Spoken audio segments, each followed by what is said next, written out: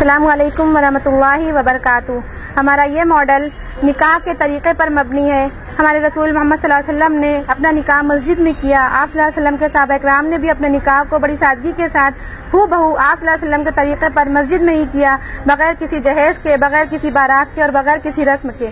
اور آج جب ہم نکاح کرتے ہیں تو ہم صلی اللہ علیہ وسلم کا طریقہ چھوڑ کر ہم اپنے طریقوں پر نکاح کرتے ہیں۔ ہم جب اپنے بیٹے کا نکاح کرنے جاتے ہیں تو ایک لمبی چوڑی بارات لے کر جاتے ہیں اور لڑکی والوں پر بوجھ بنتے ہیں اور ان کو پریشان کرتے ہیں، اور ہم چاہتے ہیں کہ وہ ہماری خوب خاطر تواضع کریں۔ ان سے ذرا سی بھی کمی رہ جاتی ہے تو ہم ان کو کھری کھوٹی بھی سنا دیتے ہیں۔ ہم باراتوں میں پٹاخے بجاتے ہیں اور ہم سوچتے ہیں کہ ہم اپنی خوشیوں کو سیلیبریٹ کر رہے ہیں، لیکن ہم یہ بھول جاتے ہیں کہ ہم اللہ کے دیے ہوئے مال کو آگ لگا رہے ہیں، اور ہمیں احساس بھی نہیں ہوتا ہے کہ اللہ ہم سے اس کی باز پرس کرے گا۔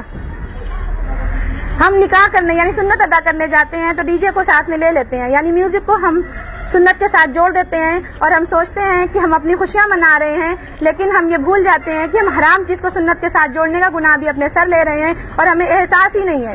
ہم جب اپنی بیٹی کا نکاح کرتے ہیں تو اس کو لمبے چوڑے جہیز دیتے ہیں، بڑے بڑے گیسٹ ہاؤس سجواتے ہیں، اور ہم سوچتے ہیں کہ ہمارا مال ہم اپنی مرضی سے اپنی بیٹی پر صرف کر رہے ہیں۔ ہمیں اس بات کا احساس ہی نہیں رہتا ہے کہ ہمارے ہی سماج میں ایک ایسا طبقہ بھی ہے جو غریب ہے، جس کے پاس پیسے نہیں ہیں، وہ یہ انتظامات نہیں کر سکتا، وہ اتنا جہیز نہیں جمع کر سکتا، تو پھر اس کو رشتے کیسے ملیں گے، ان کی شادیاں کیسے ہوں گی؟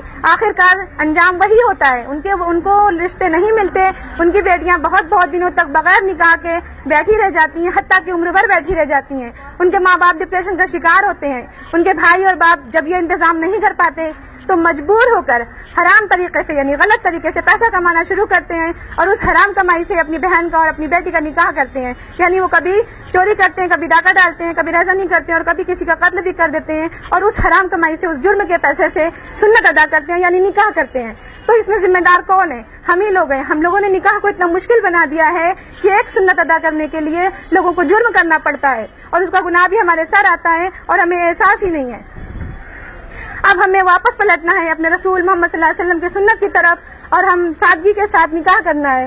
ہم اگر ایسا نہیں کریں گے تو ہم خود بھی گناہگار ہوں گے، ہم دوسروں کو بھی پریشان کریں گے۔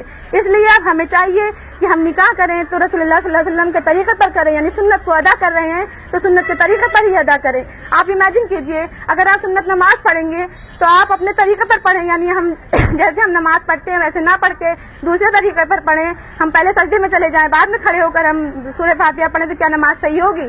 نہیں ہوگی، وہ طریقہ غلط ہو جائے گا اور ہم گناہگار ہو جائیں گے۔ تو نکاح بھی تو سنت ہے، پھر سنت کو ہم سنت کے طریقے پر کیوں نہیں ادا کرتے؟ اسی لیے ہم اتنے تمام گناہوں کے ذمہ دار ہو جاتے ہیں۔ تو ہم کو چاہیے کہ ہم اللہ کے رسول کی سنت کو سنت کے طریقے پر ہی ادا کریں۔ جزاکم اللہ خیرا، والسلام علیکم ورحمۃ اللہ وبرکاتہ۔